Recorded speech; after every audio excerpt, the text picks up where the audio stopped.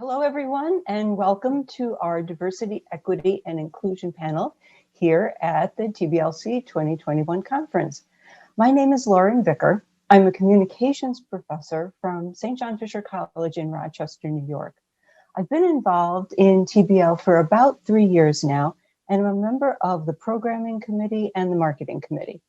In my academic role, I teach courses in group dynamics, interviewing, public speaking, and a healthcare communications course in the Wegman School of Pharmacy. With my colleague Tim Franz, we have an oral presentation at the conference on making team projects work, and that's been a big focus of the work that I've done over the past year. I'm also a lead author on a book on diversity hiring. So with that by way of introduction, you can see I have a little bit of experience in each of the areas that we're going to be covering today. We've got 4 panelists with very distinguished records in diversity, equity, and inclusion in academia, and also varying levels of experience with team-based learning. So we'll be covering issues of DEI and TBL and the intersection of those 2 areas. The way the panel is going to run, we're going to start with introductions, and then we'll pose the questions that were submitted ahead of time to the panel. After that, we'll take questions from any of you who are joining us today. You can either put questions in the chat or raise your hand and be recognized. And then finally, we'll conclude by letting each of the panelists make a statement about the issues they'd like to highlight going forward and taking from our discussion today. So I'm really excited and honored to be here today, and we're ready to get going with introductions. I've asked each of our guests to do a short self-introduction. So first up, we know her microphone works, is Ariel Casio, who teaches in the Foundational Sciences program at Central Michigan University College of Medicine. Ariel. Thank you for the introduction. Thank you for having us here today. I'm glad to be here. I'm glad that my microphone does work. I start almost every session now with my students. Can you hear me the way you expect? Can you see me the way you expect? But it's going well. So as you've mentioned, I am joining you from Central Michigan University College of Medicine. I'm in Mount Pleasant, Michigan, where it is a little after 10:15 in the morning. I know you can kind of see my winter coat in the background, which gives you a sense of what the weather is still like here. I teach a longitudinal course called Medicine and Society to first and second year medical students. That course is not TBL style, but does touch on diversity in medicine, diversity in terms of patients, practitioners, and learners. And I conduct research on team-based learning. I have a TBLC grant right now that's currently underway. That's not what we'll talk about today, but that is sort of the perspective that I bring to this topic today from both of those angles. Thank you, Ariel, and welcome. Next up is Molly Espey, who's a professor of economics at the Powers College of Business at Clemson University. Molly. Thank you. And I assume my microphone works fine now. It's fine. Okay. So yes, I'm in the economics department at Clemson University. It's supposed to be 70 here today. It's not quite up there yet. I also might be looking off to my side like I am because I have a cat who's locked in a screened-in porch right now. It's a little too cold to let the door stay open, and I'll be babysitting a dog later today in the second half of this. I have been using TBL for about more than 15 years, since the early 2000s, and I use it in all of my undergraduate classes.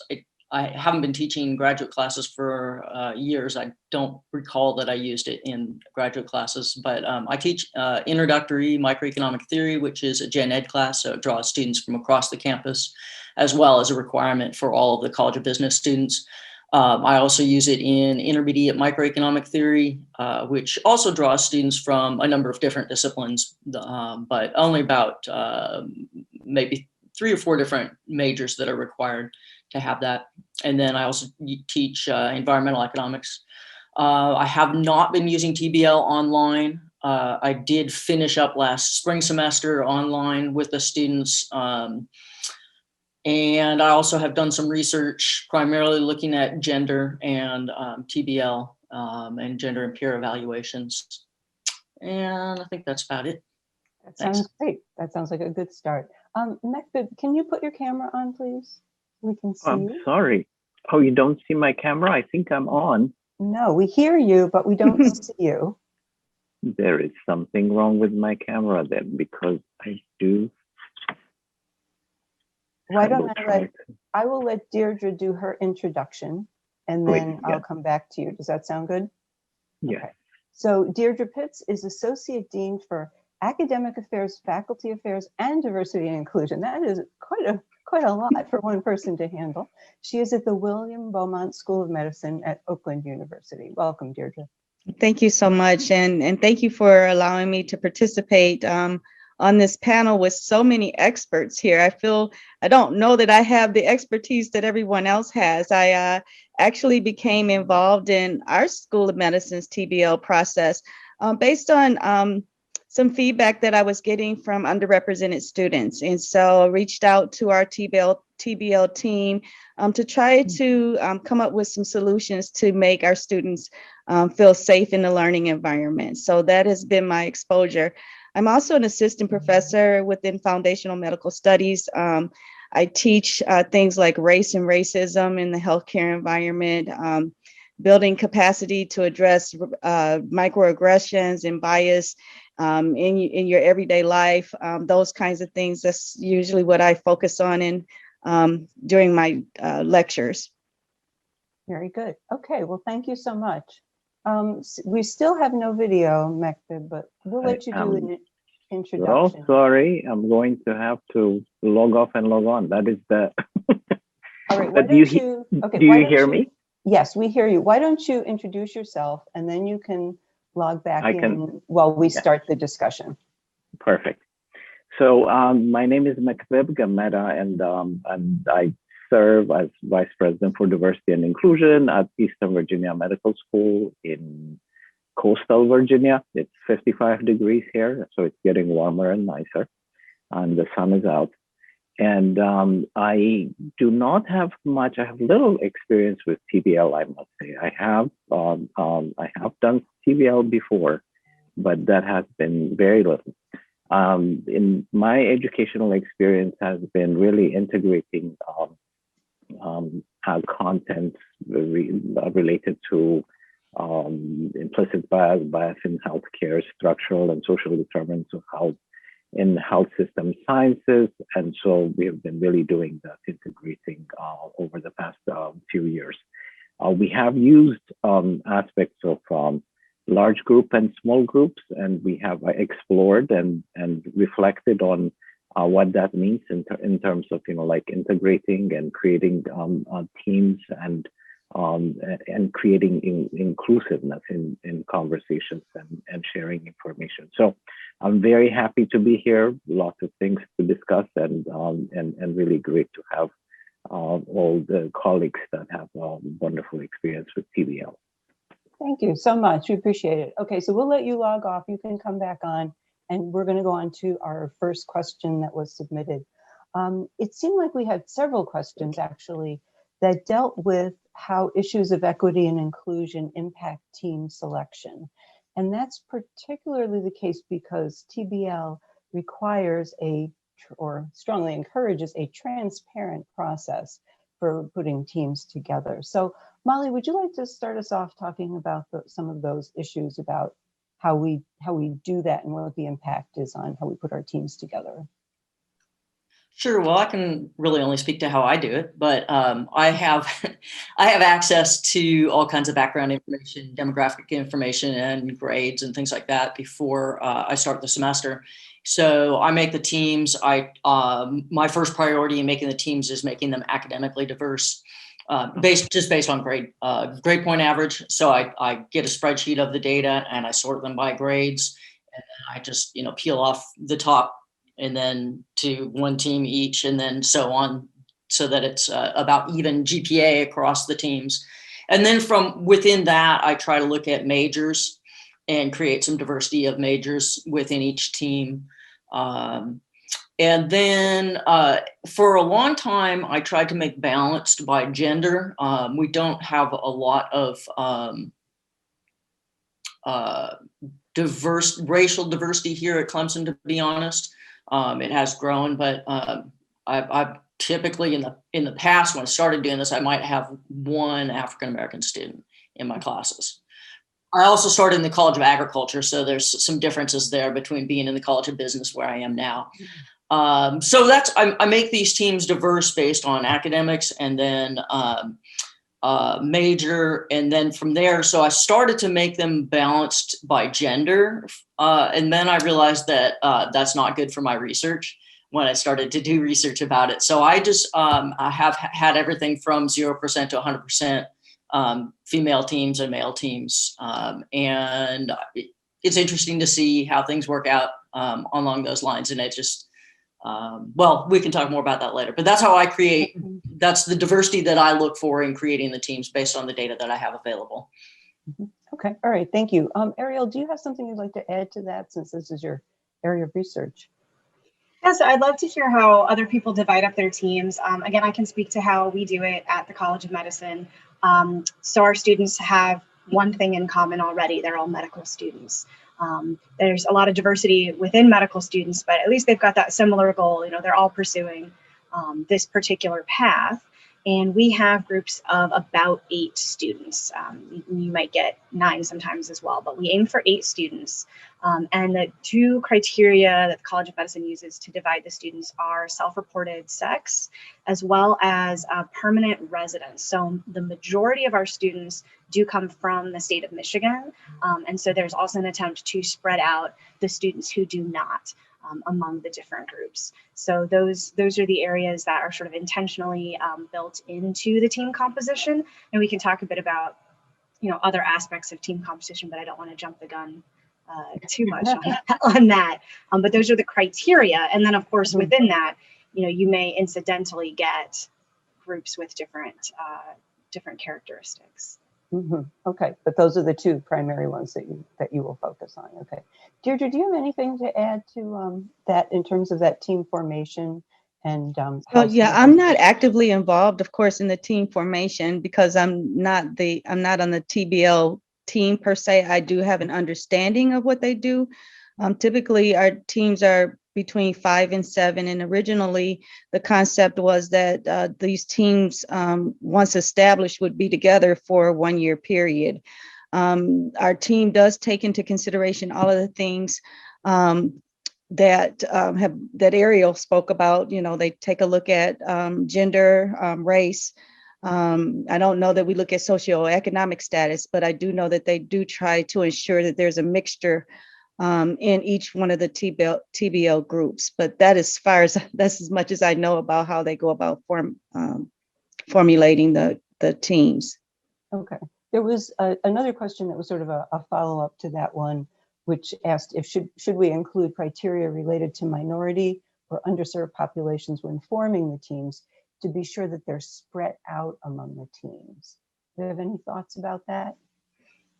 Yeah, well, I do have some thoughts about spreading them out. So they're you know, underrepresented students are already feeling in some instances isolated when it comes to these kinds of group formations. So I feel I have you know, mixed emotions about spreading them out into various groups. It would be better, I think, and we've kind of tried to do that in our TBL groups lately, is to ensure that there's more than one in a group, and as opposed to pulling them and having them only in being the only person in the group that is underrepresented, that is a Black or brown person in that particular group, so that they don't feel such isolation when they're in the group.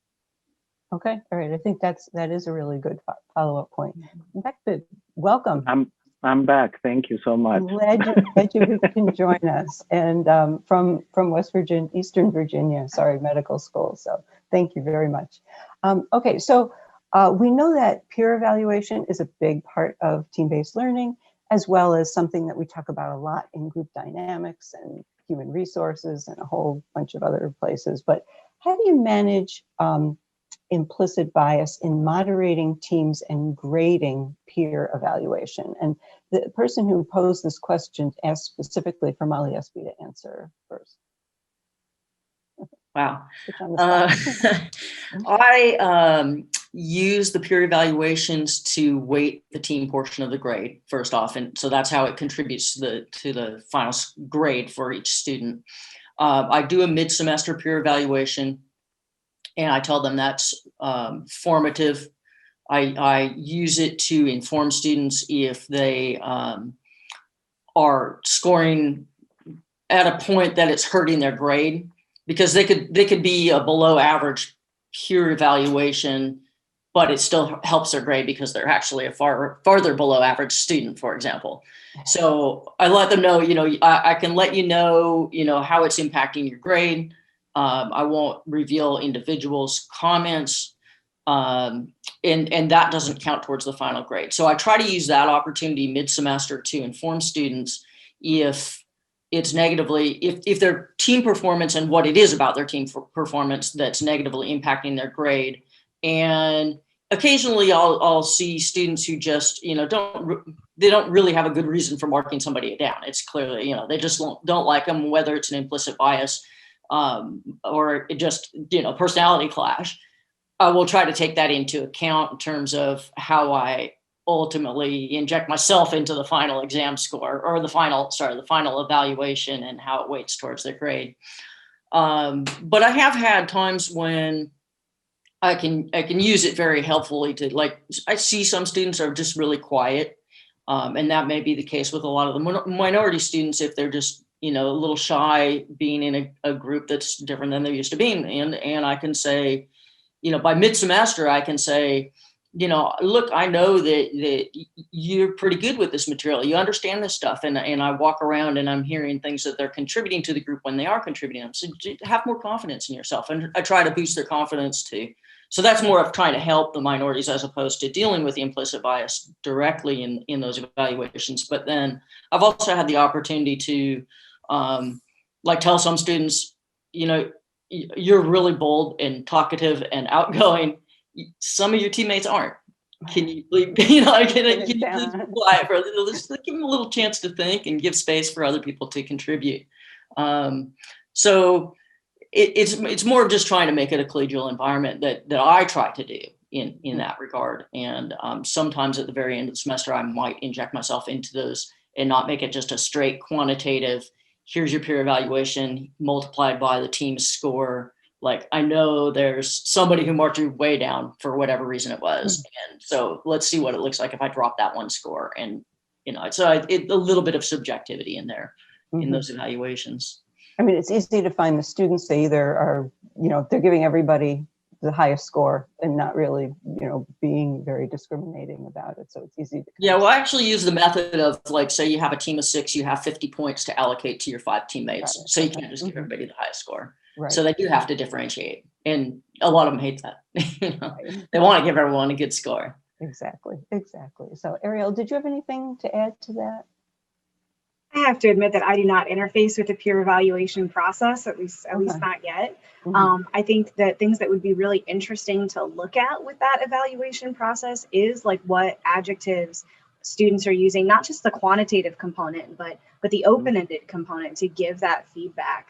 I think about the extensive literature that we have available to us on evaluations of other types of student evaluations, faculty evaluations, and in the presence of gendered or racialized language that may be well-intentioned sometimes, but would often reflect stereotypes and microaggressions. I think that'd be something really interesting to look at and see if that language is something that students are using, and if there's interventions to clarify some of that, make that bias less implicit, bring it up to the surface and confront it head on. Right. And when you have students from different backgrounds, a lot of them do not even realize what they're doing or that terms are inappropriate or whatever. So sometimes just needing to kind of talk about that. So do you have any advice, and I'll let Mekbib start off with this one, to addressing microaggressions among student teams, whether in TBL or just in group work, how the faculty best addresses those things? Yeah, so that was one of the things we realized we hadn't done a good job with our faculty in equipping them with the tools they need to know how to address these incidents of bias or microaggression. In conversations with our TBL team, basically they allow the teams to function. That's part of the TBL concept. And, so they would walk around, they may hear something or see something, but wanted to allow the team to work through those things. One of the things that we did as an institution was we developed some guidelines for the learning environment. And these guidelines are incorporated through all of they're in our curriculum, they're part of our curriculum, they're part of the syllabus, they're posted in every classroom, and they address things like making sure not only that the faculty member is being an advocate for someone who's underrepresented, but also that the students are doing that. But, simple things that you think are common sense, like I pulled them up, like be mindful not to monopolize discussions or interrupt others. Advocates for your classmates who aren't being heard. So if they're in a group setting and they notice that someone hasn't had a voice, then, we ask the students and faculty to ensure that everyone gets a voice. We also have respectfully challenged myths and stereotypes about your own groups and other groups. And so that when it shouldn't be like say, for example, an African-American is in the group, they're not the representative, right? And so it's unfair to ask them to be the representative for the entire population. And so in order to stop that, we ask someone else to step in to mitigate those kinds of things. We're doing better with that. We haven't arrived, but I think we're doing better with that just by instituting some of those guidelines. And another thing that we're doing coming this spring is that all of our individuals who lead these kinds of courses are going through unconscious bias training. They're going through effective bystander training to know how to intervene when they see incidents or they hear incidents that are inappropriate comments, inappropriate group interaction. They'll know how to respond as the leaders. And the students are going through the same types of training. They go through that. We've now incorporated that into our new student orientation. So those are the kinds of things we're trying to do to help. Mm-hmm. Excellent. Very good. Okay. Mekbib, would you like to address the question too of dealing with those things in the classroom? I think, like in small groups, the most important thing is to have very clear guidelines at the outset. That kind of defines behavior to a certain extent. It's also very important to, and I didn't answer the earlier question that was raised, which is important in even forming teams that are diverse and distributing individuals who come from diverse backgrounds, which we like, right? I mean, we want heterogeneous teams because they work better. I mean, that is like the whole idea of education. For us in the medical and health professions, education is particularly important because we want the different experiences and attributes that come into the picture, of the team. And therefore, I think one important thing is when we are defining and creating learning objectives and then, thinking about demographic variables that would advance that, to be transparent and clear what that means, so that we're not being very, how would I say, very surface, like kind of approaching it from a surface perspective when we are trying to create teams that are going to have meaningful conversations. The other thing that we have done in our small group engagement is to define roles for small groups. Most of them were peer-led, so that kind of actually was already, like some approach we have taken. And if we have roles, those roles have some responsibilities of engagement, which is, like addressing the implicit biases that they might have, the microaggressions that might happen, are all giving voices to everyone.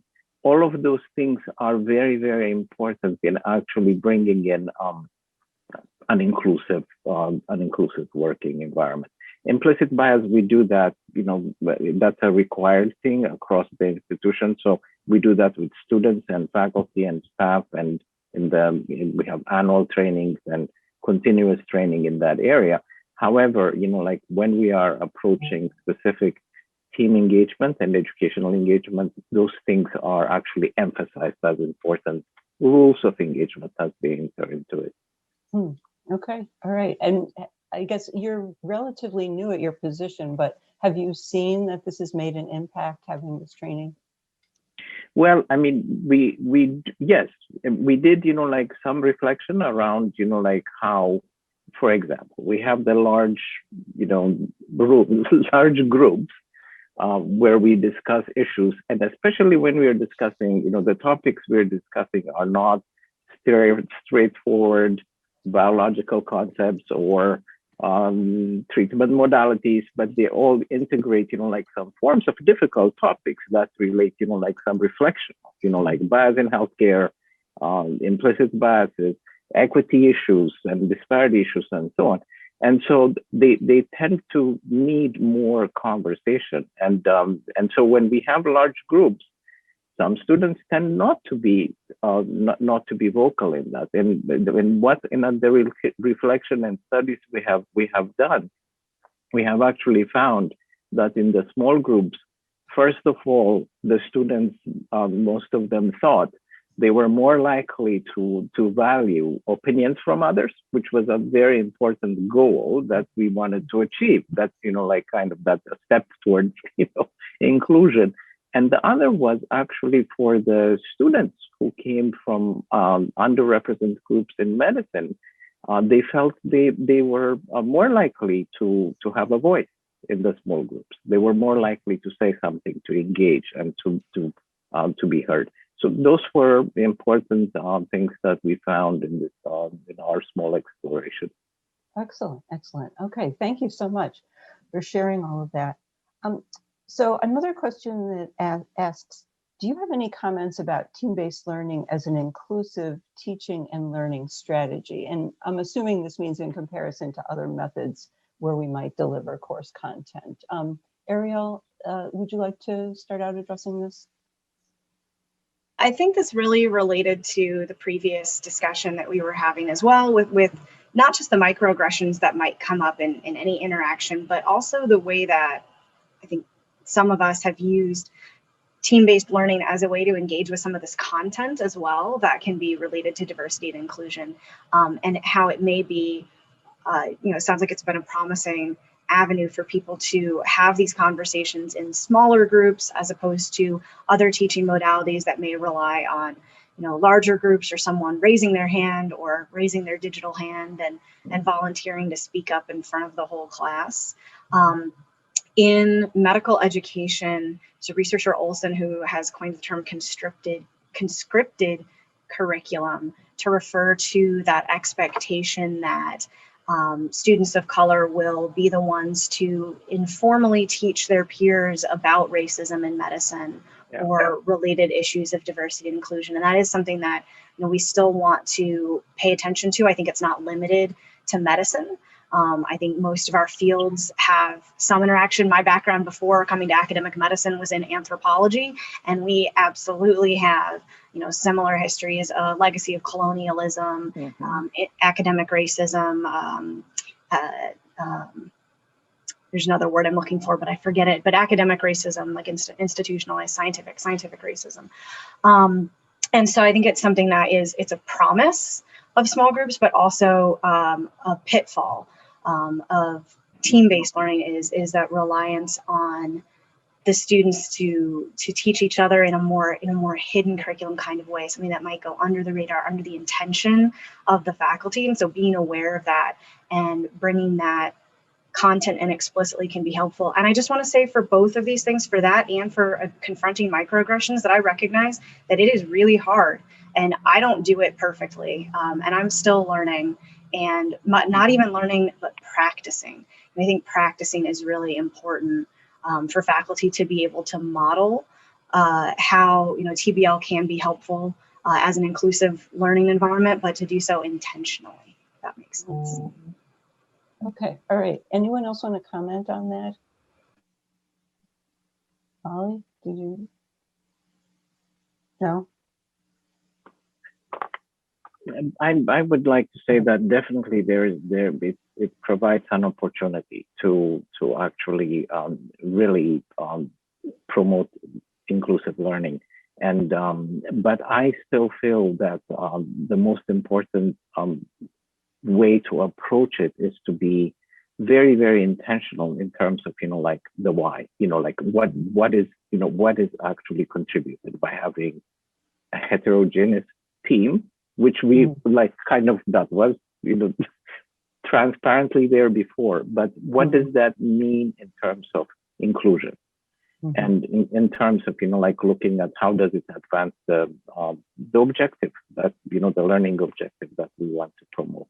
And if that is the case, and if we are intentional in terms of, like how we define that diversity and how we define the demographic, attributes and experiences that we want to bring to the table, that would have a larger, meaningful kind of context, and not saying, oh, okay, let's spread, an African American students across the teams, or let's, like it has to be deeper context, like and deeply defined by what we want to learn. Okay, all right. Does a kind of a follow-up question that came in too?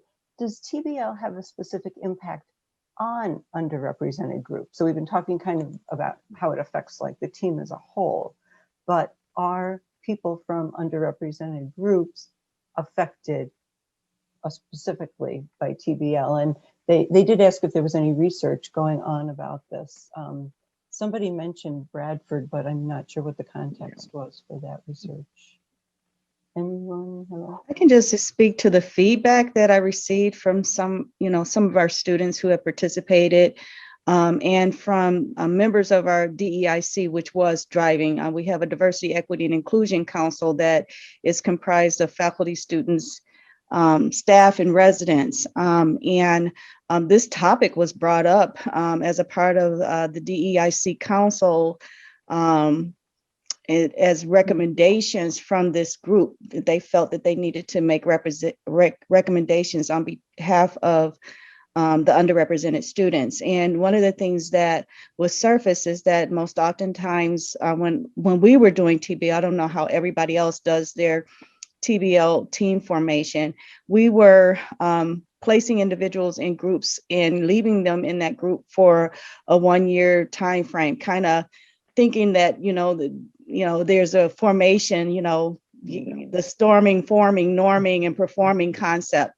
And I had to point out to individuals that doesn't necessarily work for underrepresented people, because the concept, if you think about storming, forming means that you're becoming a part of, right? And, assimilating into a group that you don't already feel a part of. And so I had to point out that doesn't necessarily work for an individual who's underrepresented. So we needed to take another look at that.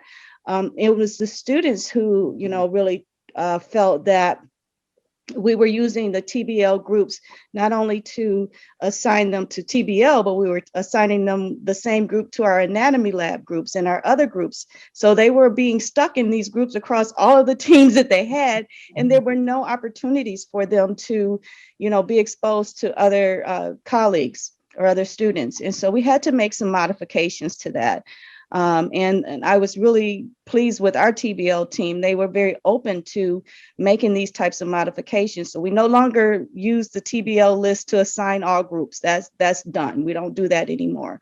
We also rotate our TBL groups. We don't keep them in the same group for an entire year because that was posing a problem. And then being able to transfer them to different teams was allowing them to get to know more the other students within their particular cohort and giving them some opportunity to really work in various teams. So those were the kinds of things that were surfaced by the students. And the students in the DEIC Council would just say, I've watched people be overlooked, talked over, not being given a chance to have a voice, and it's not okay. And we don't know how to handle it. We see it, we watch it, and it happens and we don't know what to do with it. And so that's when we began to look at how can we get our students, not only our students, but our faculty to a point that they know how to address these things. Hence came the guidelines for the learning environment and recommendations for other trainings for them. That's an excellent point, because that is a common strategy that we see in graduate programs in general, and specifically in medical education. And I know I did some research on pharmacy schools, and that was a similar sort of thing where you put people in the teams and they're with those people all the time. So kind of sits there. Okay, all right, that's great. Yeah, I would reiterate, I think that's really powerful to make not have them. I've heard of that from medical school programs, having the same teams throughout, and then they're not learning to work. They may get stuck with a team that they're not getting along with, or whatever it is like that. But also they learn to work with so many different people if they're working in different groups, in different situations. In my classes, I only have my one class, but I have a lot of repeat students from my intro to my intermediate to my environmental class. And I will deliberately, if I can remember the teams that they were on, try to make sure that people aren't on the same team, that they learn to work well together, learn to work with somebody else now in the next class. Yeah, no, I think that's great. We do that intentionally in group dynamics too. And in fact, at the end of the semester, when they're doing their last big project, we'll say, you can tell us 2 people you'd like to work with and 2 people you would prefer not to work with. And then we try to put the teams together that way and see if we can do that. So, okay. And I will add, this is the area that I've started doing some research in. And medical school actually does provide a really interesting opportunity to switch groups, because our students have 2 years where they're basically running through in one cohort. So while we recognize the importance of having a long-term team membership to do that forming and norming and storming and come to work together well, that's not just one semester for our students. They've got 2 years, and so ours do switch after about halfway. Not quite at the end of the first year, but almost the end of the first year for various scheduling reasons. But to at least give them the opportunity to work with different people, and to fulfill that expectation of learning to work with different people. And I think that there's a lot that's interesting here too about sort of the academic outcomes of learning from different people, as well as the professionalism outcomes of collaborating on this task with different people. I know some of you on this call have done research on cultural diversity in that sort of team dynamic forming process. And the most recent study I found, admittedly, was in the 90s. So if there's newer stuff, please drop it in the chat. Said about 35 to 40 hours worth of working together to transition that team perspective of cultural diversity from a challenge perspective to an opportunity perspective. That's my language I'm adding on there. And then to really see the asset of the diverse perspectives that different people bring to the team. For our curriculum, that's about 5 weeks. So we have some space to say, okay, we've done that. We might have space to then, get to know other people in your cohort and how they work together. And I think I hope that can be promising. So one other thing I wanted to add, I know initially when we started having these conversations, our TBL group was like, that goes against everything that TBL teaches us, that they have to stay together. And I said, I understand that, but I want you to take a look at it as a form of structural racism. Just because that's the way it says it's supposed to be done doesn't mean that is the best way to do it.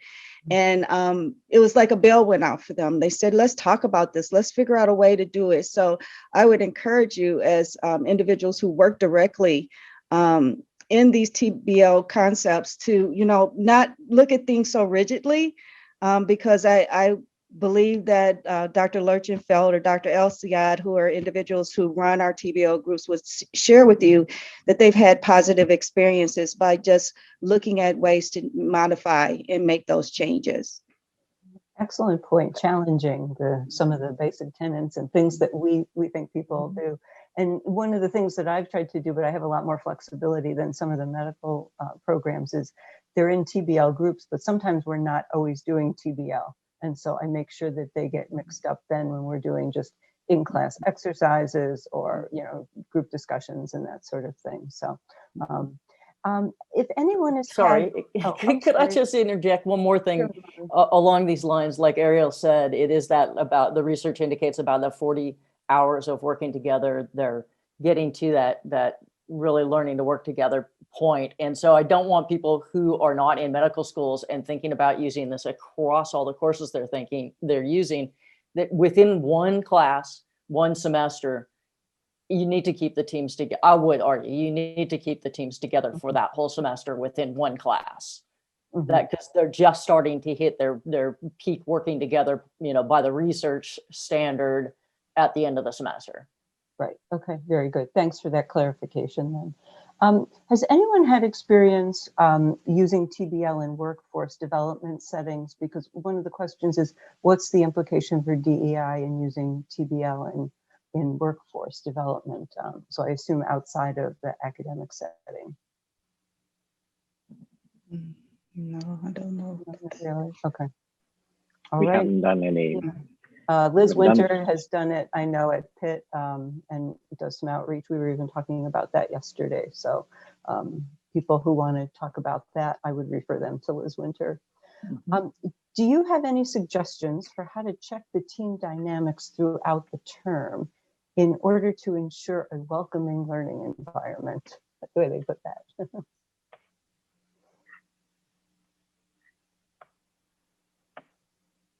Well, personally, I have small enough classes that it's easy enough for me most of the time to be able to walk around and monitor the students as they're working together in their teams. And I just try to be aware of making sure that if somebody hasn't said something, I might, say, make sure, like if it's clear somebody's never getting a chance to talk, make sure that everybody gets a chance to talk. And sometimes I overhear things, and when I bring it to the whole class and teams report, it's often the same person who will report for a team. And sometimes I might say, well, Jack, I heard something that you were saying about X in your conversation. That's relevant here. Could you, offer that? And especially if that's somebody who's normally quiet, they see they have a good point, and I'm bringing it out to the whole class, and they get more comfortable, I think. While it might be a uncomfortable situation in me calling them out, but I'm calling them out on a positive note. So it's the engagement. It's just the walking around and listening and being aware of what's going on, paying attention to the interactions within the teams and the things that people are contributing that they might get recognized within their team, but they still don't have that confidence that they have a valuable contribution to the whole class as well. Okay. Yeah. And again, I want to mention, and I apologize, not so much from the TBL perspective, but from group dynamic perspective. We have, in the medical and health profession school, there are a lot of opportunities of different groupings that happen. So it's not really, they're not traveling together as we discussed only in one group. And so there are curricular elements that group students differently. One is like, for example, the community engaged learning. That is a whole curriculum, longitudinal, that everybody's engaged in from first year. But then they have an opportunity there to be grouped within that based on their interest, obviously. And it is very important, for example, in those in that work, to check the team dynamic all the time, because they're supposed to create, in addition to learning and experiencing a lot of different things in the community, they're supposed to develop scholarly work that's going to develop into a capstone, and they're supposed to really think interventions, possibilities, and sometimes you have voices, obviously, that recede, others that kind of really stand out all the time. And so there's an importance to always monitor and see how that is managed. And there are faculty advisors that actually run with each community engaged learning initiative, and that is really a role that we try to engage people to do, to make sure that students are engaged equally in developing and working together. And one of the things that we always do, especially in group dynamics, because we have time, because we're always talking about teams, is check in with the teams. And sometimes it's physical, but now someone even mentioned, well, how do we do this on Zoom? We encourage students, when we're teaching remotely, we still say the teams have to meet face to face. And even if it's an asynchronous class, we'll say the teams have to meet and we have to be at some of those meetings and to kind of see what's going on. And we've even done things like send out little surveys, anonymous surveys. How's your team going? Your project's due in 2 weeks. How are you, are you on track? What have you done? And at one point, I even set up Google folders for each team so I could see what everybody was placing into the folder related to the project, so that if anybody said, well, I didn't get a high peer evaluation, and I said, well, there's 3 weeks here where you didn't do anything, and I have the evidence of that. But I think it's just checking in, and we've had to have some tough conversations with teams that had conflict about what was the source of that conflict and what was going on.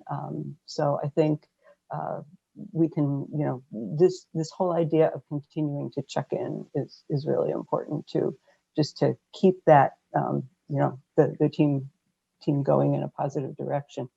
So those are all the questions that were submitted ahead of time, except for one. I just want to acknowledge it.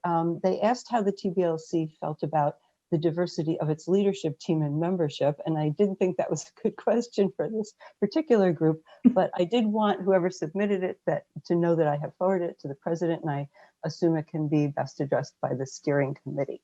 So some people have been asking questions in the chat, and I think we also had some people who were raising their hands. So I need to sort that out and see what kind of questions people have put in. Let's see, people were asking. So Lauren, there seemed to be some discussion earlier about the longevity of groups within the chat. So I think that was something we could probably go back to, in particular related to Dr. Pitts. One of your earlier comments that you talked about was empowering faculty in order to learn how to manage some of these situations. So how do we balance longevity of teams with also ensuring that our faculty are there to help? So once we upskill our faculty well enough, do you think that we then can go back to having longer standing teams together, as long as that extra support is also provided and team membership may be changing on a case-by-case basis? Or do you feel like having shorter lived teams sort of in these programs where students go through in a cohort together would be important to remain in place, coupled with the faculty training as well? So just to clarify, I don't think that the TBL team shortened the team time below what Molly was speaking about. They shortened it based on, like, I believe they did a semester basis for how they would rotate. So they're still getting the time with the team that they need to make those group formations, I believe. So I agree with Molly that you can't just leave them in a group for a 3-week time frame and think that they're going to get what they need out of the TBL concept. So the timing really has got to be based on what your institution can allow. We're a medical school, so our students, again, we're there together for the things that we use TBLs for 2 years. So we have the flexibility to make some modifications rather than, keeping them in the same group for a whole year at a time. So I think that's something that your institution will have to figure out what would work best.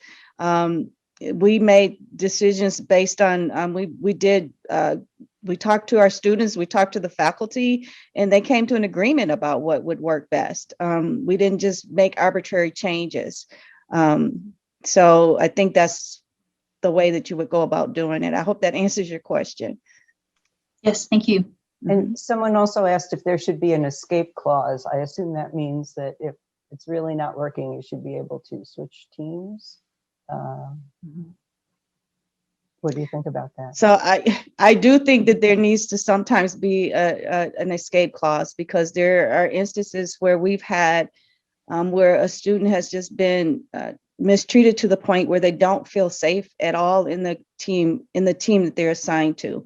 And when that has happened and we have the proof to support, we know that this has actually happened. We coach the members of the team, and we do move the student, because the student is not going to be successful in that team no matter what we do. So I do feel that I don't know that we call it an escape clause.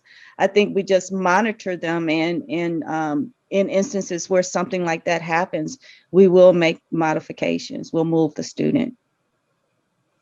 I have not yet seen that happen, but I firmly believe there needs to be an escape clause, not even as a TBL question, but just as a human question, as a question for learners, more to say that, TBL doesn't supersede the kind of escape clauses that we would always want our learners to have in, situations where the student is not safe, but also considering, TBL needs to be flexible enough to handle situations where students leave the program for various reasons or things like that. So I don't think there's anything about TBL that would say, that it couldn't handle an escape clause.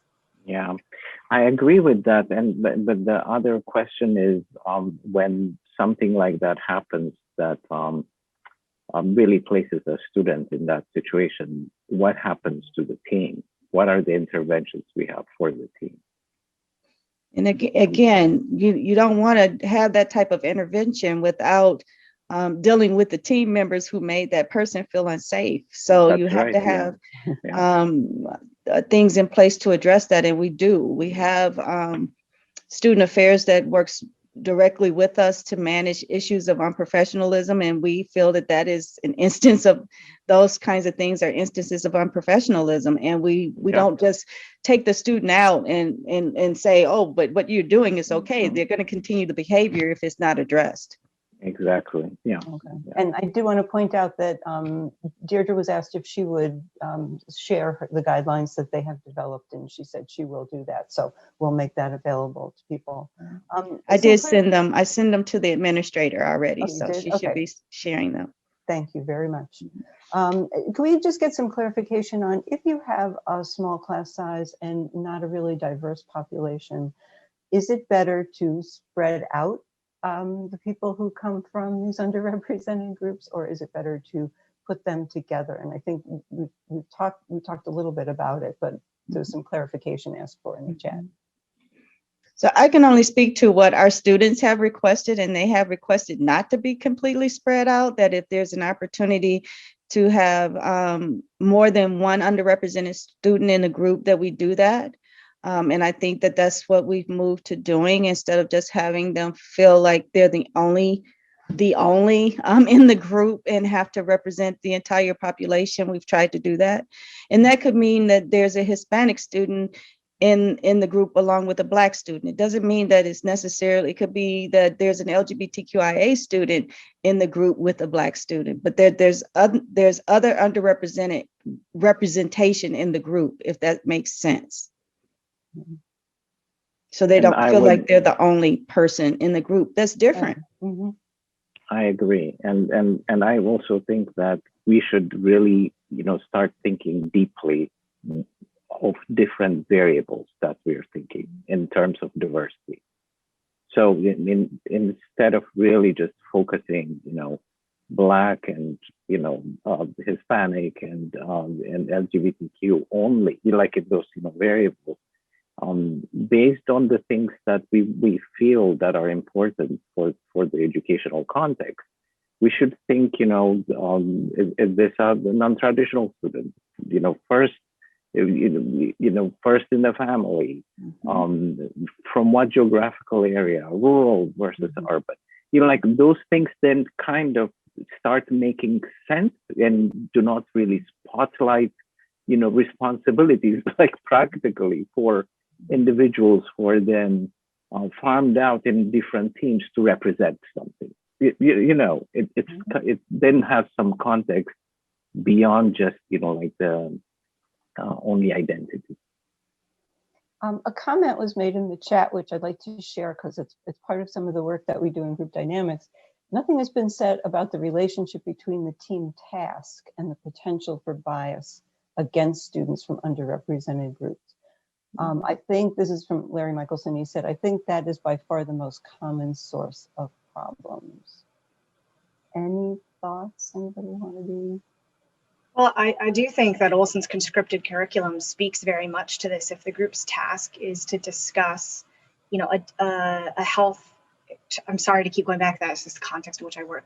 If the group's task is to describe a health disparity, then that task, the content, I mean, I guess it's not the task, it's the content, but I mean, the content is very directly related to diversity that might impact team dynamics. If the case that the students are discussing might impact one student's lived experience or might reflect one student's lived experience more than another, or if the students assume that it will, and then put that, you know, onto another student, that's very much going to be a relationship. I mean, and I apologize if I'm not connecting task appropriately. I know this is more content, but that it's still a way that those things are going to intersect.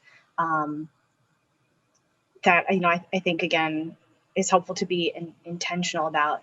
And for me, in my teaching beyond the TBL context, but in general, what I consider to be really important is recognizing the diversity of the students who will be addressing any material. I think someone had put something in the chat earlier that described what I would consider like a decentering perspective, not assuming this is going to be the majority perspective and this is going to be the minority perspective, and writing everything from like a majority perspective or asking questions from a majority perspective, but recognizing that the students who are going to interface with the task or the material may be coming at it from all sorts of different angles.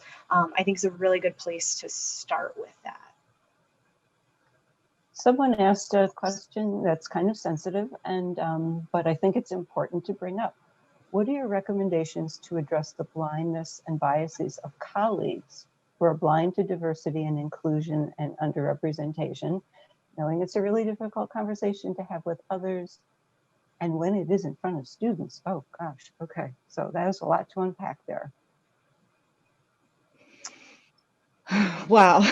So it goes back again to professional development, I think, as it relates to those individuals who are leading these types of sessions. You know, sometimes we're guilty, and we're guilty of placing individuals in roles, and we haven't given them the tools necessary to be able to address these kinds of things. And so, you know, we step back to look at, you know, should we make sure that everyone who has these type of interfaces have unconscious bias training, or understanding how they need to have conversation. When is it appropriate to have a conversation publicly, and when is it better for you to pull someone aside? All of those kinds of things individuals need to be made aware of. And so we started to do that. Again, we're by nowhere at the end of the road here. We haven't finished the race, but we've actually started. And I think that's what's most important, is the professional development. I never, you know, I don't like to use the term calling people out. I really like the term calling people in. I mean, I think it's far less abrasive than, you know, saying you're going to call someone out, because most oftentimes when people make a mistake, they may not even realize they've made that mistake. And, you know, I often remind people to think about a time that something fell off their lips that they later regretted. And we're all human, and we're going to make mistakes. And so there's always a human way or a right way to approach someone who's made that type of mistake.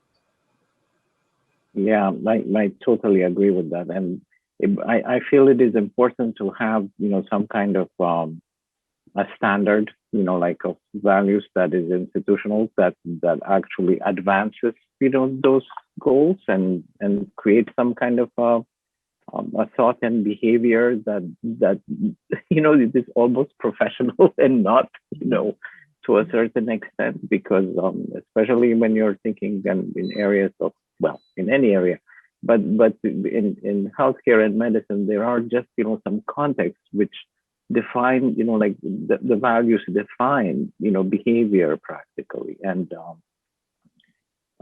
so that is very important. And those are the things that we talk to students about, because in the class environment, talking about, for example, bias in healthcare, and always the question is, what do you do if you see it, or what do you do if it happens to you? And that is, and you are in that hierarchical situation, right? Like in a clinical environment, do you say something about it, and does that affect then your grades and your so all of those things are contexts that we have to actually discuss in the context of what are we, what learning environments are we creating, and what are we teaching for what goal, and what are the anchors of that thought that we're building, and realizing that we are working from an understanding of the structural issues, not the individual. And that is why it's important to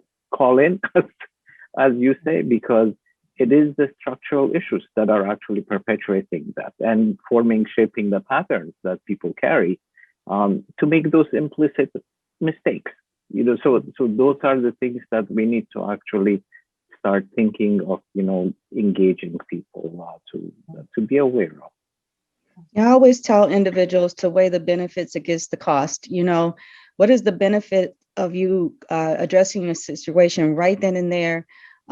Is there really a benefit, or does the cost outweigh the benefit of you doing that right now? You may be in a situation where there's a power differential, and you may not be the right person to address the situation. And that's where we need to have things in place or systems in place where someone can come and talk to someone else to help them address the situation, so they're not out on an island by themselves trying to address something, especially when they don't feel confident that they can do it, because you don't want to place them in further harm. The situation that I don't know who mentioned it earlier. What if it's a colleague? It's another faculty member who has done this. And how do I go about doing this? And do I address them in front of the class?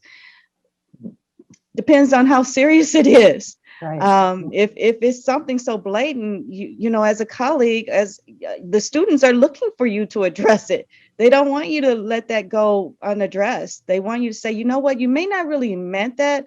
I know that you might have been kidding. I know that might have been a joke, but this is how it made me feel. I mean, and teaching them how to respond to that is really important, because the students are looking at those leaders as leaders. They're leading the way. And so they're looking for you to have some type of response. So I do believe that it is appropriate to address a fellow colleague, but again, there's a right way and a wrong way to do it. Mm-hmm. Mm-hmm. Okay, all right. So we've been talking a lot with people, obviously, who are involved in medical education. So I want to ask Molly, since you're in an economics department at business school, the question was, when we put teams together, how different do you think it is when we address an individual class as opposed to cohorts, say in a graduate program? I don't teach in the graduate program, so I think, Right. I mean, if it was most of the graduate students would have common. Go ahead. No, I was just to clarify. I think the question was that people talk about cohorts in graduate programs, but at the undergraduate level, in an individual course, how many factors do you need to take into account when you put those teams together? Because some people have, some of these programs, they look at, 50 different data points on each student and to put the teams together. Right. Yeah. So I would add two more. So I said academic ability based on GPA is the first criteria for mixing that across the teams. And then by major, particularly in my introductory class, because I have students from all across campus, it's a general ed it satisfies a general ed requirement. So I have, people coming from a lot of different ways of thinking. Same thing in my intermediate, but I have a lot more economics students. I do also look at, as Ariel suggested, in-state versus out-of-state students. And then even within in-state students, I try not to get them from the same town. So they might be from, so I'm trying to create more diversity that way. And then I also do look at their current class level. So freshman, sophomore, junior, senior, because in all of my classes, I get almost all of those except for my upper division environmental econ class. So I do try to mix them. So I am not bringing in necessarily, let's get a group of sophomores all together. So I do try to mix them. And I think that the benefits of team-based learning go so far beyond the classroom. And when I have, say, a sophomore in marketing with a senior in marketing, they make friends and they can learn about other classes in marketing that they're might be ahead of them to avoid or to take.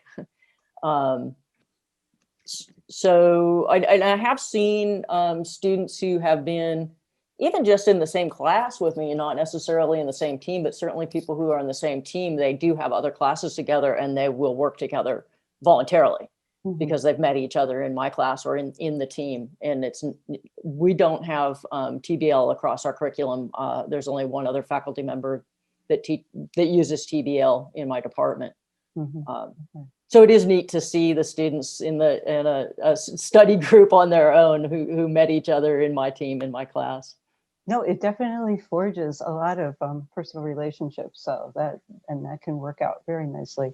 We had a question addressed to Ariel about how you balance, some of the things that you're talking about in research with the concern that the case studies aren't diverse enough.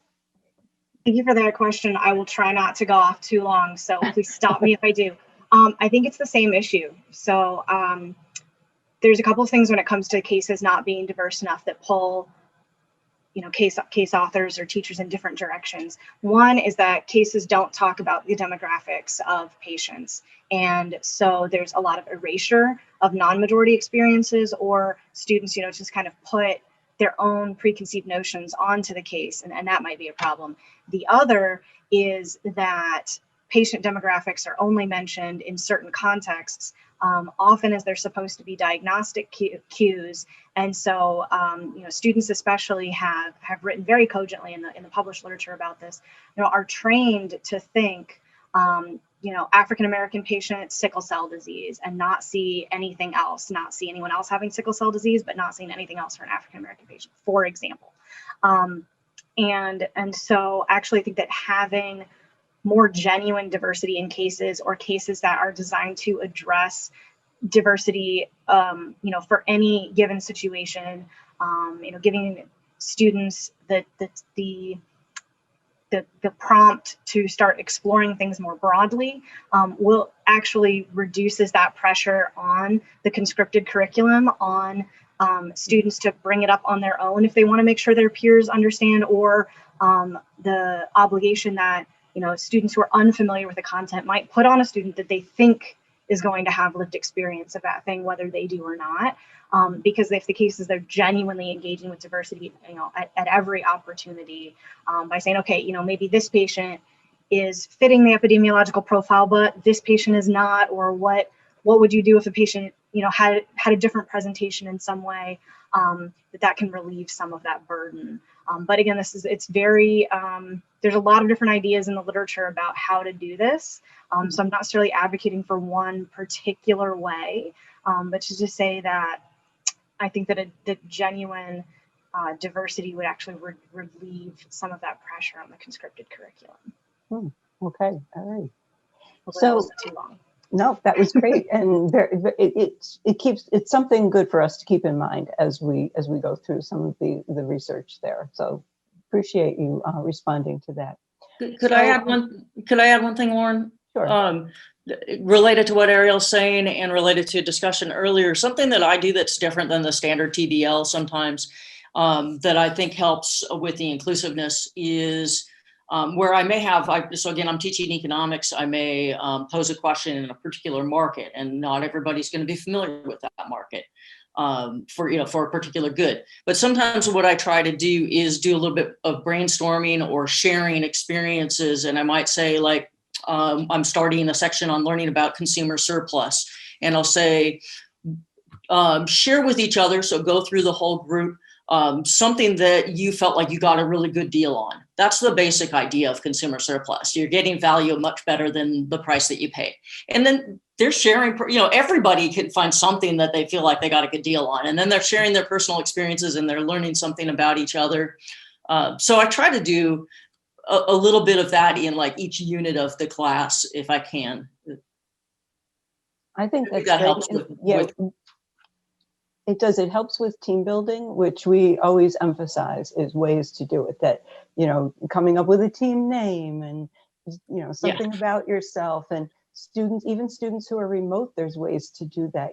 Bring your pet to class day and that kind of stuff. Or, what are you binge watching on Netflix and that sort of thing. So just anything that you can do to kind of build that team esprit de corps and get them to know each other as individuals and not as people who are part of a particular group there. So what I would like to do now is I'm going to do something that we do in interviewing, which is that we ask what we call a clearinghouse question, which is basically, what is something that I should have asked that I didn't ask? Or what is a question that you would like to address and answer based on kind of the discussion that we have had here today? So I'm going to I gave the panel notice that they'd be asked that question, so they get to get on their soapbox and tell us about the things they think are most important. So who'd like to start us off? I can start off. Thank you. So one thing that maybe we should have talked about, and it was kind of mentioned with your about the diversity of the group itself, and it's something that definitely I've been thinking about quite a lot in this past years. When we look at diversity, we're talking about diversity in the team, in the class, and so on. We're not really talking a lot about the diversity of the faculty, because particularly when we look at the question of diversity, we have and I'm coming from my own space, which is medicine and health professions education. If you go from that context, there is very little diversity in the profession itself. But when you actually narrow it down to the area of education, direct education, which is like shaping curriculum and teaching, that it's just much less. So it's practically not there at all, and so that has an impact of experience. That there's just a big hole, a big gap of like not having teachers and faculty and curriculum shapers who are actually engaged with the students and with all the students, and that is what I mean, with all the students. And so it is so important for us to think, like every time, in our educational space, how we diversify people that are teaching and shaping education. So that's I felt we missed that, and but and I feel it's an important point. Okay, very good. Thank you. Molly, would you like to go next? I didn't actually come up with anything in response to that ahead of time. But I think I'll just share one personal observation. And I'm not sure exactly where it fits in the whole discussion, but our department, we have a group in our department that has a public economics workshop, and it's graduate students and faculty interested in public economics. And we read a paper of a graduate student or a faculty member each week and just go through it page by page and talk about it in our workshop. And I have noticed changed dynamics since we've been online in this workshop versus when we were in person. And it started with myself, that in the workshop in person, it took me a while to figure this out, but I am really sensitive, I guess, to everybody else's body language. And when we're online and it's just these faces and I can't see everybody wiggling or moving or stepping forward. Yeah, I find myself being a lot more talkative in these groups. And so I don't know, I think I'll take that back to the classroom and think about that a little bit more. And that some people might just be more sensitive to other people, like, oh, that person's about to step in, so I'm not going to say something. And then other people in the workshop who are always talking when it's face to face are super quiet now. And I feel like nudging them and saying, it's okay. You can talk like you normally do. But I think it's an interesting dynamic that I had never really thought about before we went online. And so it might change my perspective of how I see the students in the classroom too, when we go back. Yeah, absolutely. So Ariel, would you like to go next?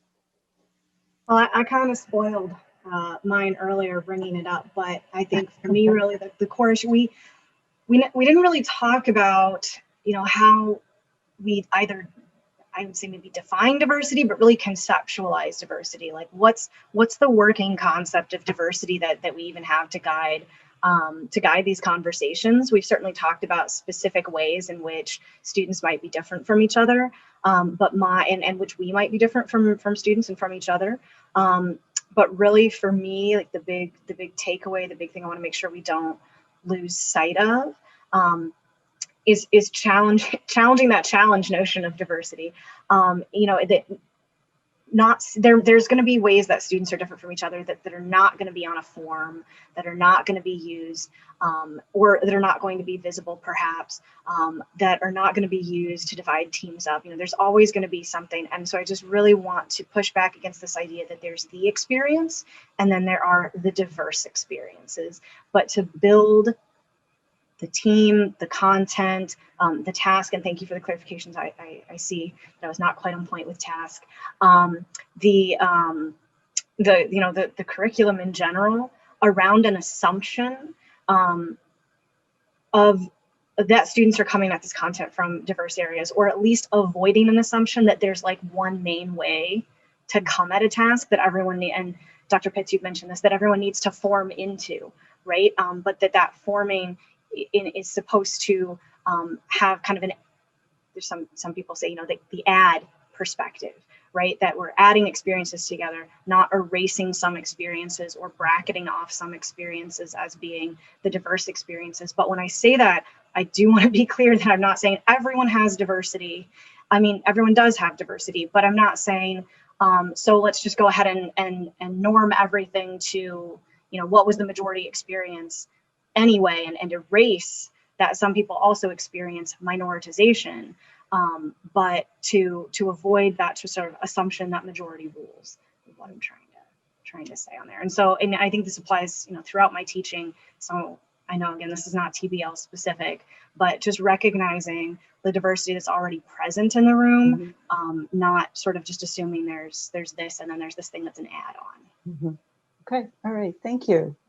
Deirdre, you have the floor. Yeah, so I'm sitting listening to my colleagues and wondering what did I think we missed talking about. I reiterate everything. I agree with everything that they said. The thing that I thought about is, we talked about the need to address, but what we didn't talk a lot about is this discomfort that's associated with having to even initiate conversations surrounding how we can do better. And nobody wants to change a process. We're setting our ways. We don't want to do that. And I don't think that we spend a lot of time talking about navigating the difficult conversations surrounding making change. The only other thing that I thought about is, we didn't talk a little bit about how privilege comes into play within TBL groups. All of us have different types of levels of, all of us have privilege, some type of privilege, okay? And we didn't really talk about how that comes into play in a TBL group, and how that may impact the interaction. Things like our personal and our social identities. How does that come into play? How does our privilege come into play? And maybe even figuring out a way to incorporate that into our initial team meetings so that people get to know one another better before they begin these tasks, that we place them in. Okay, thank you very much. Mhm. I have to apologize. There were some people who had their hands raised, and my experience on Zoom was that I would see those people's screens raised to the top, and I did not. So we have a few minutes for some quick questions. Sarah Lurchenfeld, I know your hand was up. Would you like to ask a question? I can ask it. The time is kind of already passed, but it's probably a quick answer. So my question was in regards to the length of how teams should stay, how long teams should stay together. And I know, like, we're lucky at our institution to have Dr. Pitts with us, so we have her expertise to help us with our recommendations. I was wondering, I guess, like, you know, a lot of times we're talking about like cohorts being together for the entire semester or the entire year, and a lot of times health professions programs have that, or graduate school programs have that, like where the cohorts are together for the entire year, 2 years.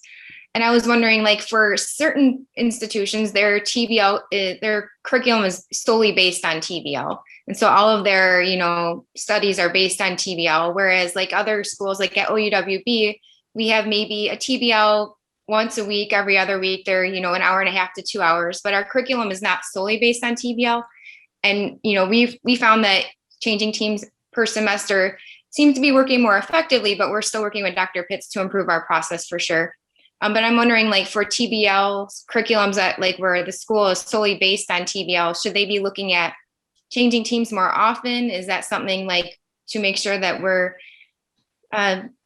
you know, considering underrepresented groups? Like, should we be changing teams per organ system course for if, like, TBLs are happening a lot more often during the curriculum?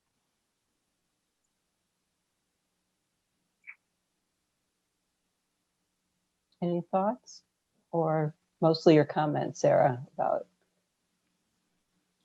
Yeah, I wasn't sure, like, what the consideration was. Like, should you be switching teams more often, I guess, rather than even per semester, if you're using TBL as your sole type of instruction? Mm-hmm. Any thoughts about it? We do also have non-TBL modes of instruction, so it's hard to comment, but I think someone had put in the chat, which I thought was interesting. I'm reading it even if I can't respond to everything, that, you know, a lot of health profession students will have to rotate onto different teams in their clinical placements and their careers, perhaps moving forward, but at least in those clinical placements in the interim, which seems like at least a profession preparedness reason to switch, but I think it may still be an open question, one that we're investigating. Okay. All right. Susan El Sayed, you had a question. My apologies. Is Susan still here? Yes, I am still here. I don't know if we have time. You know, it's fine. It's completely fine. I don't know if we have time for the question, but I would like. I wanted to ask about the experiences of, because some of the chat text and the facilitators actually mentioned that we can observe the team dynamics, you know, either by using teaching assistants, postdocs, or multiple persons in the classroom, either face-to-face or virtually. I would like to know the experience, if anybody would like to share with us, if putting external observers to the teams will put extra stress on them, while you know, if I'm a team and I feel like, oh, someone is observing us, even if, you know, coming to the breakout session while we are working, just only to observe, this is an extra stress, and how we can overcome this if there is stress.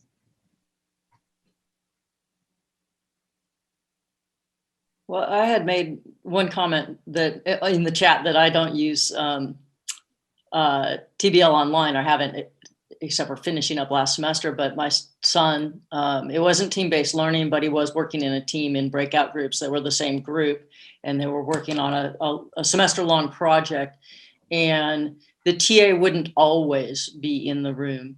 And so they had that leeway of working together. And then when the TA showed up, they were able to ask questions of the TA if they wanted to. So he found that worked fine. He didn't feel intimidated by having the TA in the room, and it was helpful for them to be dropping in and out. It was annoying when they weren't there, when they did want to ask a question right away. So that's just my secondhand experience. Thank you. Okay, thank you very much. Before we sign off, we'd like to get a group picture. So, Amarisha, are you with us at this point? Can you give us a whole, get everybody to turn their camera on just for a few seconds? And can you put everybody on the screen now so that we can get a picture, and maybe we'll win something in the photo contest. So. I'll get as many people as I can. Okay, it's good we have a good group here. Let's see. There's one.